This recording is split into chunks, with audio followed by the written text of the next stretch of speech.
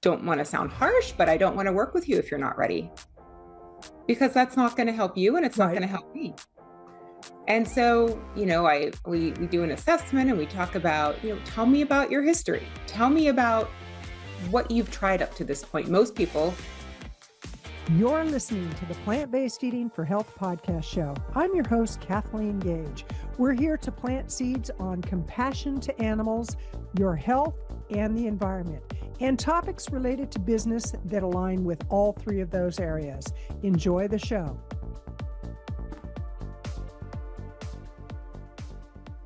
Well, one more time, I have an amazing guest who has a great plant-based journey and has turned that into a business. I'm Kathleen Gage, host of Plant-Based Eating for Health podcast show, and I'm here with Coach Julie today. Julie Davis has Julie Davis Coaching, and she actually at one point was a systems engineer, which I find fascinating that she went from being a systems engineer moving into coaching in plant-based. So with that, we're going to get started. And Julie, how are you? I'm wonderful, Kathleen. Thank you so much for having me here. You bet. You bet. Well, I'm curious. When did you start your plant-based journey? Oh, it's such a long story, Kathleen. Let me just start with my rock bottom, if that's okay with you. Absolutely. Because my rock bottom happened a long time before I became plant-based, but the journey really starts there. So it's helpful to know where that was. And my rock bottom happened way back in 2001. I was 21 years old. I was living in Rochester, New York with a boyfriend because I just wanted to spend the summer with him. I was in college and I was working as an airplane refueler at the airport. Of course, I was an aerospace engineering student. I had my pilot's license. I was really excited about planes. That's how I ended up doing that job. But let me tell you, working at an airport, all of my meals where someone brought Burger King every day. I started my mornings with sugary coffees. Sometimes I parked my fuel truck, went into the terminal, and ended up with McDonald's. And then I would go home every day, Kathleen, and I filled up a cup with ice cream and poured Coke over it. I called it a Coke float every day. And then dinner was something terrible. We went out and got garbage plates all the time. If you're from Rochester, you know what I'm talking about. And if you don't, then you're probably better off. Late night diners, going out to breakfast on the weekends. I don't think I ate a single fruit or vegetable that whole summer. Well, went back to school. That persisted. Terrible eating habits, all of this. And, I felt old. I didn't know it was because of my diet, but I was 21 years old and I felt 80. Mm-hmm. I loved hiking. I loved, camping and just being outside. And I'm telling you, I didn't have the energy to do it. We'd pull up to a trailhead and I would just think, oh, where am I going to get the energy to do this? Never connected that it was my diet. Right. Never had any clue. So of course, back to school, terrible diet with a heavy engineering curriculum, really, really busy all the time. And it wasn't really until I was hired as an engineer that still nothing to do with plant-based, just thought I really should lose some weight. I was carrying 40 to 50 extra pounds. All of my, 20s, late teens, 20s, never really knew, thought I was just the unlucky sister. Had some real thin sisters, and I thought, I'm just the big boned one. But I started, there's an active person inside me trying to get out. So I started exercising and all this stuff, but I was surviving on Slim Fast and junk. I thought this is good. I'm going to be on a diet. I was drinking Diet Cokes all day long, all of that. I thought I was doing the healthy thing. 2008. The year I married my husband, lots changed, and not just because I got married, but we just happened to be at this vegan diner in Fort Worth called Spiral, which is great. It's been there a long time. I wasn't vegan at the time, but we just liked this restaurant. And at the cashier, going to pay the bill, there's a stack of books there, and I just picked it up by chance. And it was Food Revolution by John Robbins. Mm-hmm. Which you probably have read. I'm sure Absolutely. for sure you know about John Robbins, my hero, and his son Ocean. That book opened my eyes to everything. Everything. I started to learn about the environmental impact of the way we eat, started to learn about the cruelty to the animals that is shielded from us. Nobody wants us to see that behind the curtain, but that book really pulled the curtain back for me. Still wasn't about health, Kathleen. I'm still not worried about my health here. Still think I'm on the right track with Slim Fast. So years go by, and you would think I read this book and now I'm 100% vegan. No, it just opened my eyes. I started reading everything I could. I'm reading things by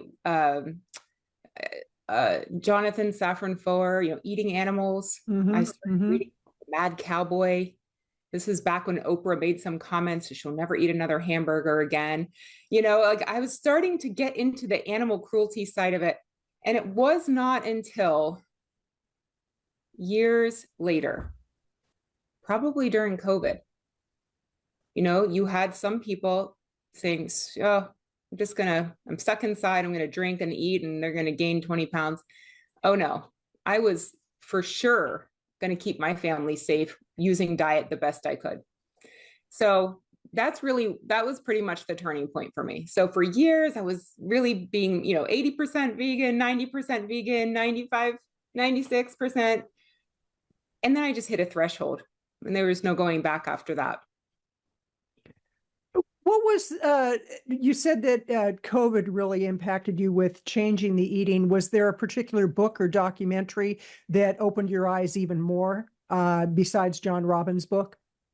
I mean, I read everything by Dr. Furman. I read everything by Dr. Greger, right? Michael Greger, that I could think of. I watched Food Inc. I'm trying to think of the timeline of what happened before COVID versus after. But yes, anything that was out there, Forks Over Knives was a huge influencer for me. The documentary Forks Over Knives. Right. All of those, yes, I was constantly watching documentaries. I was constantly reading. I was consuming everything I could to learn more and more. It's like, once you get that bug, you think, oh, I want to know more. And just when I think I know everything, Dr. Greger comes out with something else. Right. And it's interesting because you can have all the powers that be, the big influencers who, Dr. Barnard, and you have Michael Greger, and you have Dr. Furman and all that, where some have different points of view, but ultimately it boils down to no meat and dairy, eating a whole food plant-based diet. And I did the same thing during the pandemic. I actually started my journey in 2018 for health. I was 64 at the time, and I had terrible inflammation. And when I would run, the recovery time was horrendous. I mean, I just would be in pain starting the next day. And I thought there's got to be a solution to this, and found out that plant-based eating might be the solution. Within a couple of days, the inflammation was gone. And I'm like, okay, this is kind of freaky. So I went further and further into it. And it was actually 6 months in that I looked at the whole animal agriculture, the factory farming, the environment.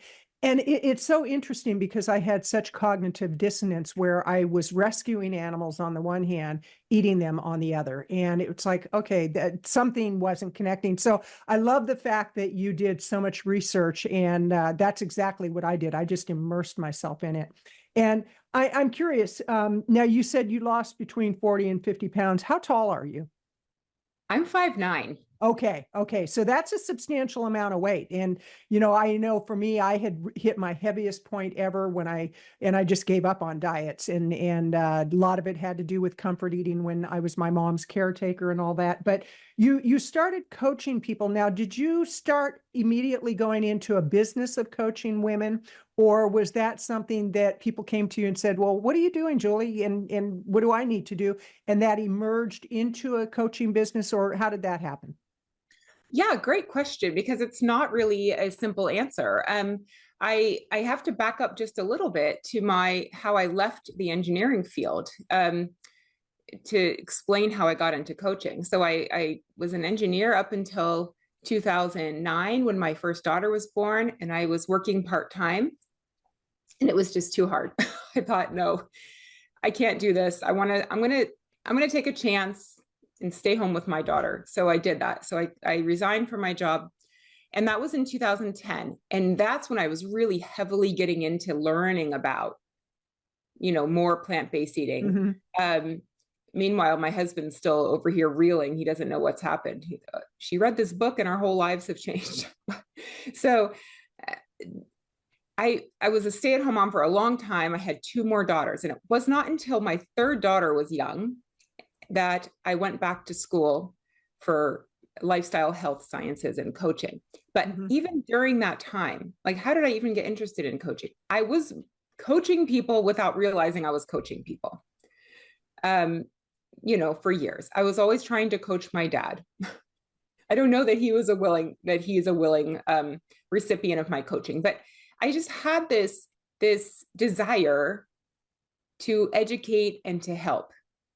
But the piece I was missing was the coaching. Coaching is not about educating, a little bit, but it's about helping people figure out why they even want to do things in the first place. And so that big behavior piece of it is what I was missing. And so when I went back to school to get my master's, that's when I really thought, okay, I can see a career taking shape now as a coach. This is how I'm going to work with people. And I still didn't know how I was going to work with people. But then I came across this woman named Lori Kennedy, who has a business to help coaches put together online programs. I knew I wanted to work online because I don't want to be stuck in one place my whole life. I want to be able to move. I want to be dynamic. If I want to spend some time with my family in Pittsburgh, I want to be able to just get up and move and still have my business. And so that's how I decided to work online with clients coaching. And I coach for weight loss. Although the truth is it's really about preventing chronic disease. Right. That's, to me, in the back of my head, I'm like, yes, people are coming to me for weight loss help, but what we're really doing is disease prevention. And I want to get further into that. And before we do, I want to remind people you're listening to the Plant-Based Eating for Health podcast show. I'm your host, Kathleen Gage, and I'm here with Dr. Julie Davis and our coach, Julie. Well, doctor, are you a PhD? I am not. Okay. Yet. Well, Dr. Coach. And we're talking about weight loss with plant-based eating. We're talking about plant-powered eating. And so in your coaching, you talk about disease prevention, which, really ultimately that's what it's about. And it's frustrating when people don't connect the dots and you look at what's happened to our healthcare system, big pharma. I mean, you can take any half-hour segment on TV and 80% of the commercials are going to be prescription drugs. And it's horrendous how we keep feeding people this information and convincing them that there's a magic pill that's going to fix them. And truly the magic is in the plant. So when somebody comes to you, and first of all, how do people find you? What's your web address? I am easily found on Facebook, Julie Davis Coaching. I also am at juliedaviscoaching.com, which directs you to my Facebook page. Okay, and we'll be sure to put that on the show notes. But when somebody first comes to you, how do you onboard them? How do you determine if they are really coachable? Because that's a big part of coaching. Is somebody coachable, or are they going to be pushing back the whole time? So what's the whole process that you take people through? Yeah, great question. Because just because someone wants to lose weight or get healthier or prevent chronic disease doesn't mean they're ready to take action to do it. We can have a desire to do something, but being ready to take action is a whole different thing. And so I talked to people first and I said, let's have a conversation, because I don't want to sound harsh, but I don't want to work with you if you're not ready, because that's not going to help you and it's not going to help me. And so, we do an assessment and we talk about, tell me about your history. Tell me about what you've tried up to this point. Most people have tried lots and lots and lots of things for years and years, and they've gone up and down in their health and in their weight. And some people just aren't ready. they're not ready to give up. I am unapologetically plant-based. And so I will work with somebody who does not want to be 100% plant-based, but I'm not going to recommend anything that's not plant-based. And, I say you might see results, but you're not going to see the results you would see if you went 100% plant-based. Right. And so, yeah, being ready is a big part of it as far as somebody being coachable. And let me stop you there. How do you know if somebody's ready? Because I have 41 years of recovery. And when I first got sober, it was like the sponsor I had said, you either are going to do this or you're not, and we're not going to play games. And it's really about, are you willing? Have you hit that bottom? And are you willing to go to any lengths to achieve the outcome that you want, that are ethical lengths? So how do you know if somebody's coachable? Well, you don't always know for sure, but you can sense resistance in people when you're talking to them and you're asking them about what they'd like to do and what their goals are. You can sense the resistance in some people. Mm-hmm. And some people will just say flat out, at 1 out of 10, I'm a 5, I'm a 6. Oof. I say, okay, well, please stay in my community. Let's keep talking. Try some things. You're not ready yet. I understand. I was not ready for a long, long time. It took me years and years and years to learn enough and understand enough that I was actually ready to make some changes in my life, to actually take some action for a result. Right. And so it's not, I sometimes just ask people flat out on a scale of 1 to 10, 10, like you are ready, like yesterday, you wanted to meet me last year, to a 1 being like, I'm really comfortable right where I am. It's too hard to change. I don't want to rock the boat. I don't want my kids to hate me. I don't want to be a weirdo when I go out to dinner. I don't want awkward situations. I'm just not there. Okay, let's talk next year. Right. So let's assume that somebody is ready. They said, I'm at a 15. I am so ready. I'm tired of being sluggish. I don't have energy. I don't have vitality. I sit on the couch. I play on social media all the time. I'm giving you a nice scenario here, which unfortunately that's a lot of people. And we're seeing more and more of that. And, when I go to the grocery store, it saddens me when I see what's in a person's cart and I see physically how much pain and suffering they're going through. You can tell. I mean, this is not a judgment call. This is a fact that these people are struggling to walk. They're struggling to reach for something. So they're ready. They're at a 15. Now what? Well, what I do is walk them through 12 weeks of transitioning to a plant-based diet. Okay. Little by little. We start slow. We start with breakfast, and then we talk about lunch, and we do a lot of easy repetition. Mm-hmm. I don't know about you, but when people say, oh, I got this diet from my doctor or from the dietitian that works with the doctor or whatever, it's so complicated. This one breakfast is different from the next, and there's no ingredients that are common the whole day. And I think, no, back to basics. We're going to make it very simple. This for sure. The healthy choice has to be the easy choice. And so in addition to the diet stuff, we really get down into the motivators.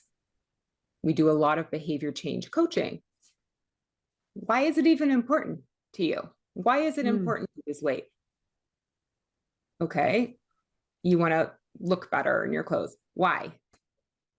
We just keep asking why until we like a 3-year-old. Why? How come? Exactly.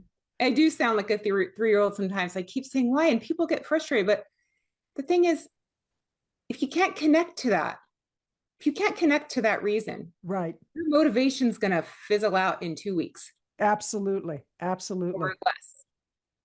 And so we really start out heavily with that.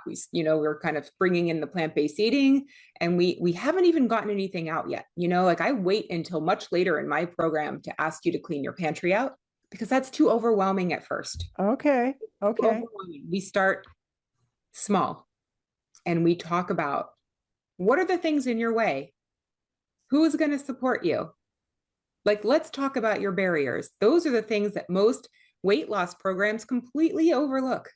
Mm-hmm. You know, we live in it, like, it's fine if you live by yourself and you lock all your doors and nobody comes in or out.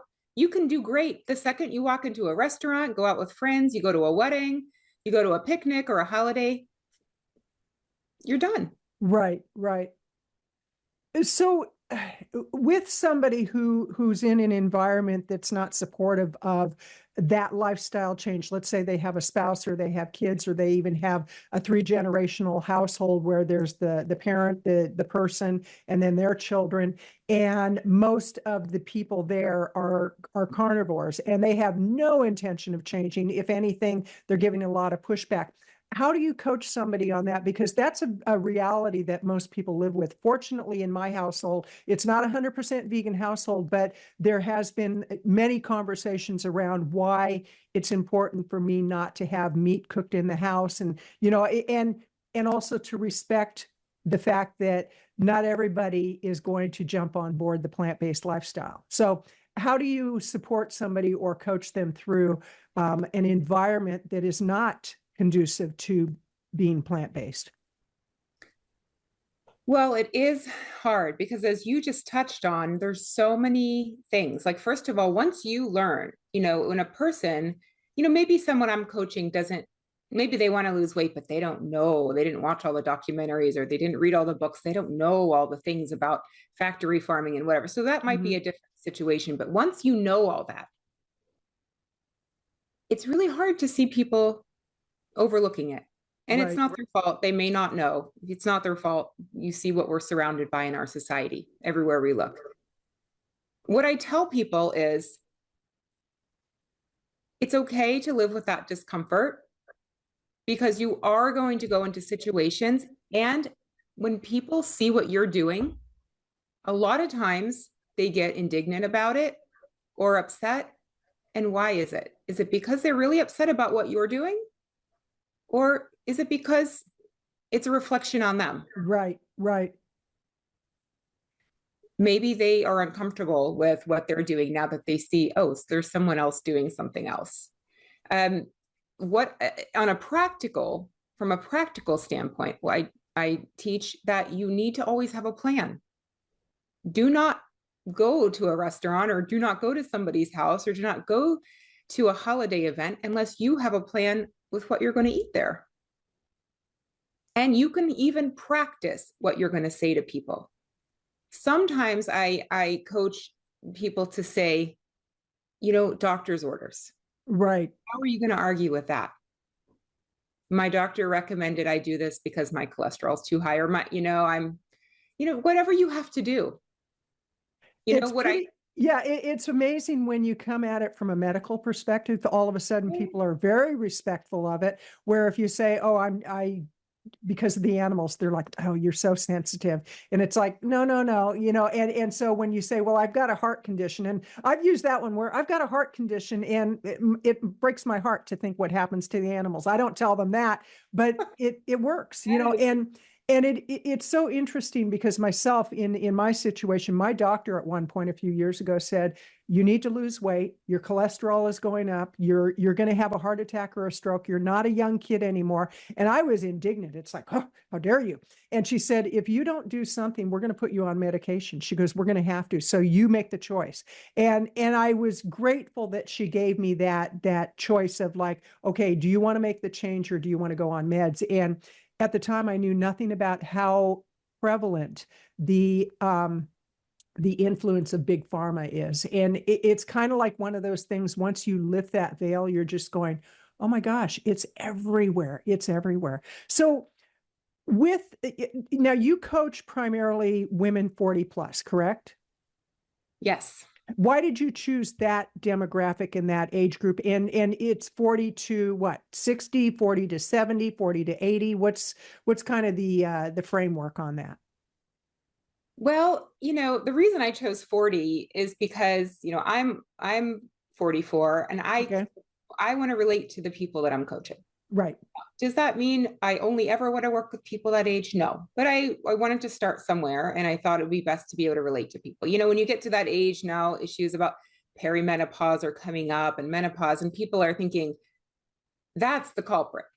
It's not my diet, it's my hormones, So I thought, okay, if I were, if I were 20 years old trying to coach someone going through menopause, they would probably look at me like, you don't know what you're talking about. It's like, Exactly.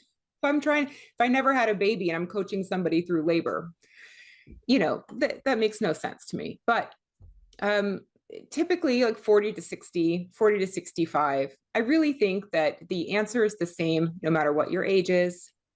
It's really just a way to target a market, like to narrow it down with my Right. advertising. That's the main reason. It's not because I don't think that 30-year-olds can benefit from a plant-based diet, or even children, like my own children who are on a plant-based diet 99%. Nice. And Nice. so, those are markets I'd love to get into. I want to teach people how to feed their kids plant-based, and they're not going to wither away to nothing. They're going to be robust and healthy and, strong and stable. But for now, it's 40 plus. Okay. Now, as women get older, because I turned 70 last May, and as I get older, I am noticing some differences, and yet I'm not buying into the traditional when you're 70, that's it kind of thing. Because I went on a nearly hour-long walk this morning, and it was very cold, and it was like, okay, just bundle up and go on a walk. And by the time I was done, I had broken a sweat and I was feeling great. And I don't want to buy into the whole mindset of as we age, we're less vibrant, we're less vital. What can we do as we get older? And this is more for my own selfish reasons. It's like, as I age and I think, okay, if I look at the average age of women before they pass, I'm on a timeline. I'm on a very short timeline compared to when I was in my 30s. And I don't care how long I'm around. I want it to be a quality, like no quality that I can get through a pill. I want to have a vibrant life, and I want to continue to move and be vital. So what can I, as an older woman, I hate that term, as an older woman, as a senior, as an elder, what can I do to stay vibrant, youthful, energized, to sleep well? What are some strategies that you would have for a client that you're working with if they are in their 70s and even beyond? Well, first of all, I think it's one of the biggest misconceptions we have, and a reflection in our society, that we think of 70-year-olds as elderly, because I agree. it doesn't have to be that way. You talk about going to the grocery store and seeing people's food and being sad, and so do I, by the way. I am sad when I see people in their 70s or 80s or even older thinking, this is it for me. This is how it is. I accept it. Everybody is like that. It doesn't have to be that way. One of the most powerful books I think ever written was Dr. Greger's book, How Not to Age. Yes. A gem. I mean, absolute gem. And that is something I refer to all the time when asked this question about aging. You can almost age backwards if you're giving yourself the right fuel. And it's more important. When you're younger, you can get away with more stuff. And as we get older, we can get away with less. But the answer is still the same. Whole foods, plants, staying away from processed food, keeping up our exercise. Use it or lose it. People think osteoporosis is like just because so many people suffer with it, it does not mean that it's inevitable. And people think, what does your doctor tell you? Weight-bearing exercise. Right. Great. That's great. That's only a third of the story. What about your diet? People don't realize all of the meat and the processed foods they're putting in their bodies is creating the very environment for brittle bones. And yet, in all this obsession with calcium, that is only one of the bone building minerals. Right. What about all of the other things that you need that are all in plants, by the way? Nobody talks about that. I think you talk about big pharma, and you're right. But, we can't ignore that it's not just big pharma. We are not being told the whole truth by anybody. And we need to be aware of that. it's not malicious necessarily, but when you think about, somebody stands to profit from us eating a lot of meat and a lot of dairy and a lot of processed foods. There are people who spend billions of dollars every year to make sure we're still eating it.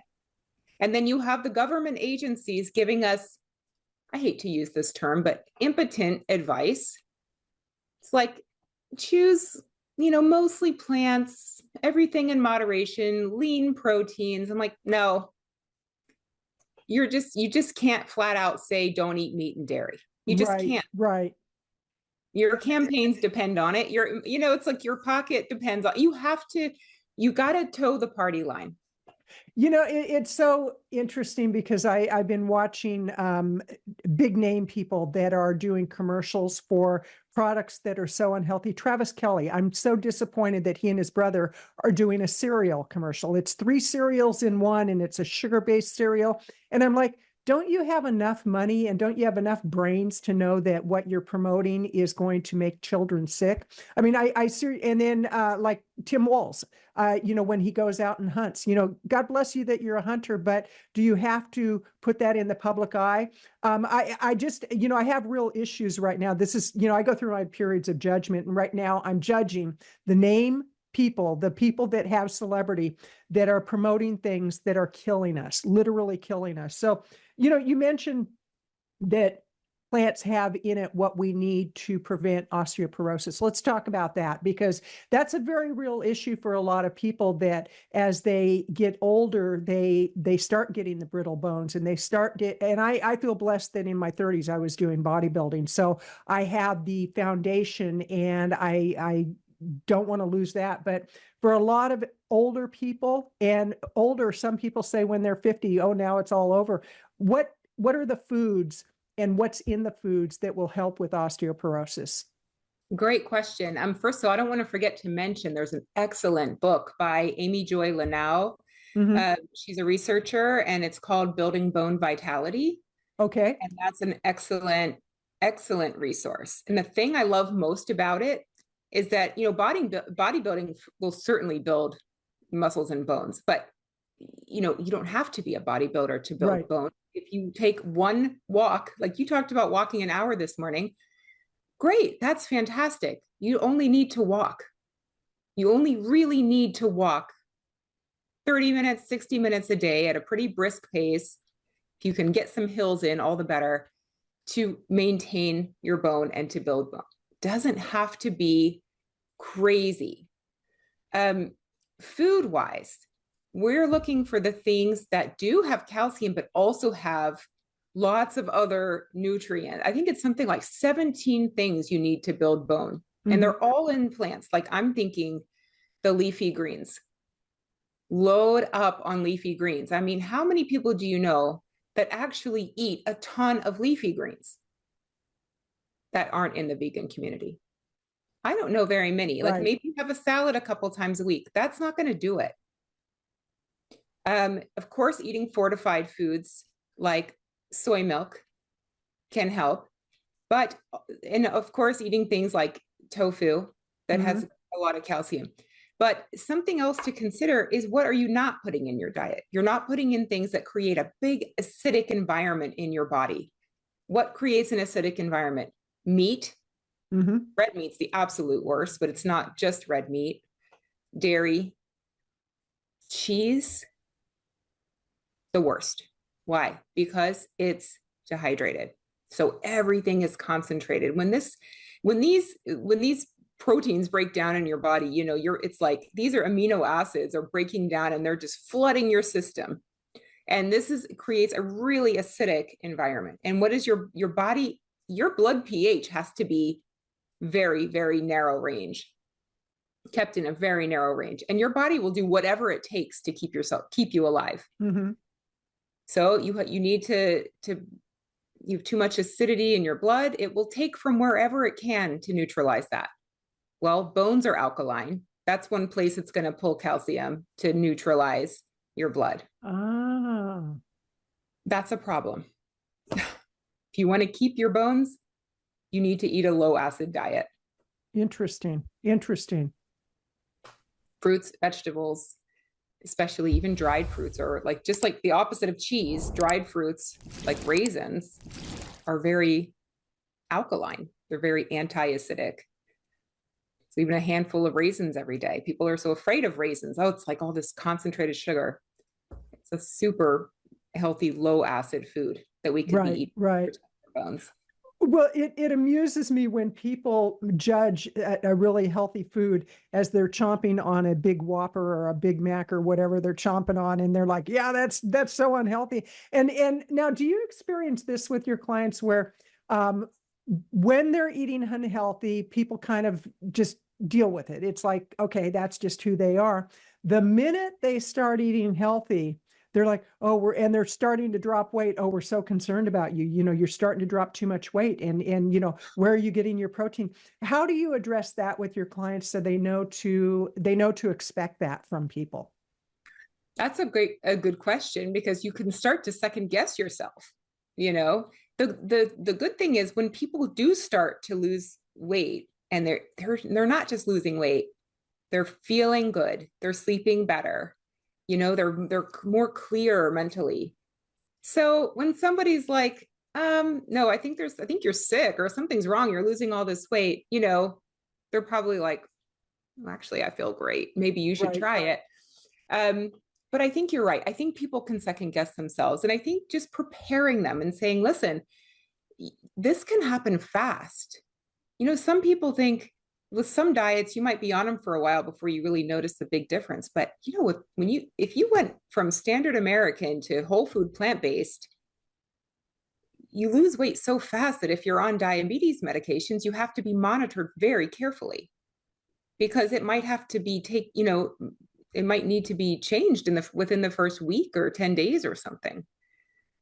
So changes do happen fast, and I think it's just a matter of telling people, like, this is what to expect. It might shock people, but maybe instead of maybe it'll inspire them instead of freaking them out. Who knows? Well, you just made me think of another question. When somebody has a doctor who's not supporting them in this lifestyle, and they go to their doctor, they say, I'm starting a plant-based diet, and I need to monitor my insulin. And their doctor goes, oh, no, no, that's not a healthy diet. What do you recommend to people that go through something like that? I know what I would say, but you as a coach, what would you say? I would say shop around for another doctor, Okay, so we're on because the same page with that, because it's like if a doctor can't support this lifestyle, either they don't understand lifestyle medicine, or they're so ingrained in their own beliefs around the need for protein through meat. So now let's assume that somebody is ready to start. What are 3 steps that they can take in addition to calling you and reaching out at juliedavis.com, correct? juliedavis.com? Davis coaching. Coaching, juliedaviscoaching.com. So we'll make sure to put that in the show notes.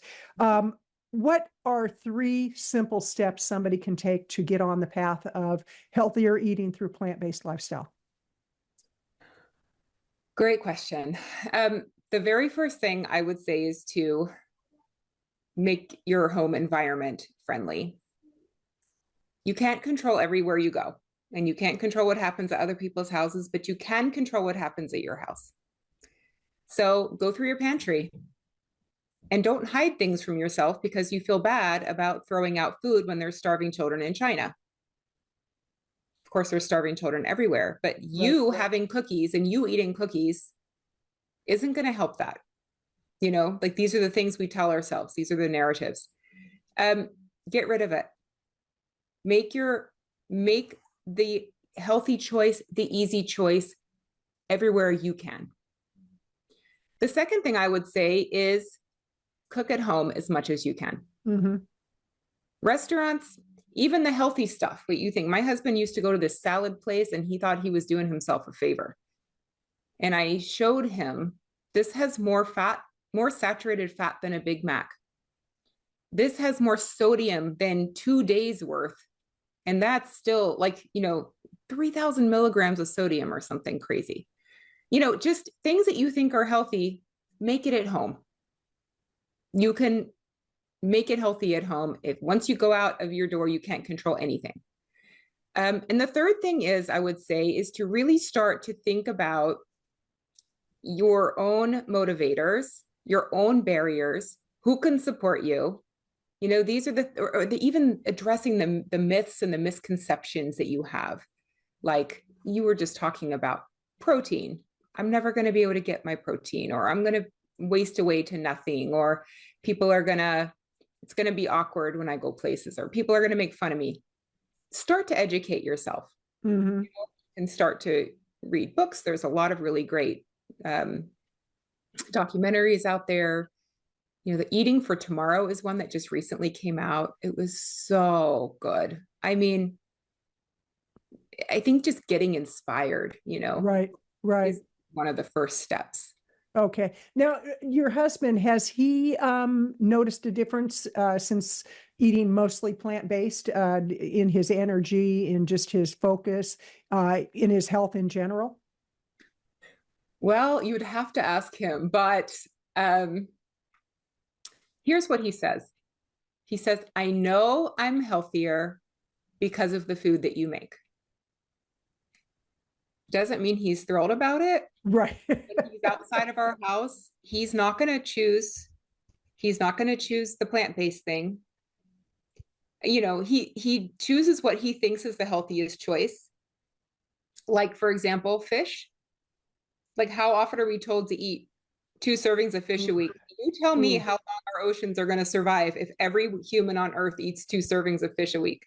Right. And the mercury in the fish and all of that. I mean, not to that's scary. mention the mercury, the cadmium, the arsenic, the microplastics, the forever pollutants, the persistent organic, Right. all of it. And don't even let's not even talk about farmed fish and your salmon not really so my husband thinks he's making a healthy choice when he's away, and he's not eating red meat, and he's so he's cognizant, like it's in his mind, whether he Right. there or not, because here I am. I changed my lifestyle kind of without his input, and this is just how it goes. I mean, he's as supportive as he can be. Right. And, we got to give our spouses credit for that. So, what can I Exactly, say? right? Yeah, absolutely. So in closing, Julie, what are your final thoughts for people? And again, I want to remind people to go to juliedaviscoaching.com, and please go ahead and subscribe to this channel wherever you're listening, because it helps the algorithms and more people will hear this great information. So, what are your final thoughts for people? My final thoughts are that I want to let people know that you're not being told the whole truth about your diets, and you have to take matters into your own hands when it comes to what you're eating. Don't take your doctor's word for it, because doctors aren't trained in nutrition. They're very smart with lots of things, but they're not trained in nutrition. Mm-hmm. Any advice you get from your doctor could just be coming from whatever they're doing for themselves, which is, not based on evidence. Right. It's anecdotal. Educate yourself. Read everything you can.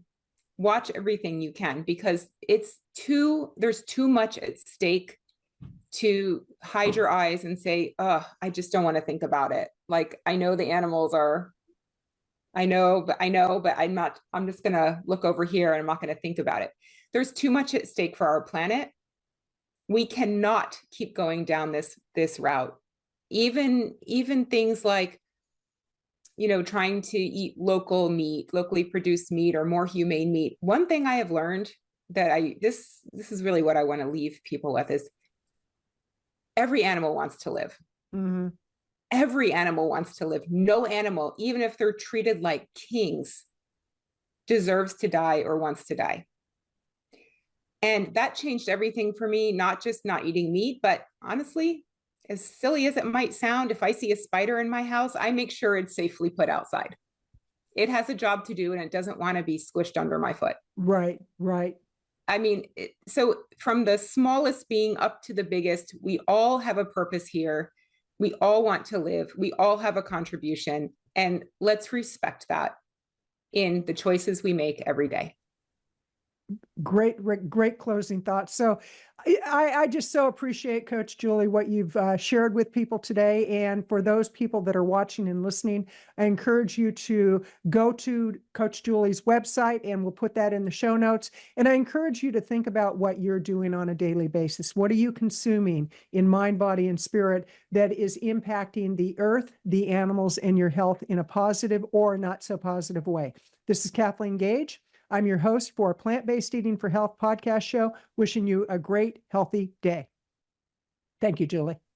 Thank you.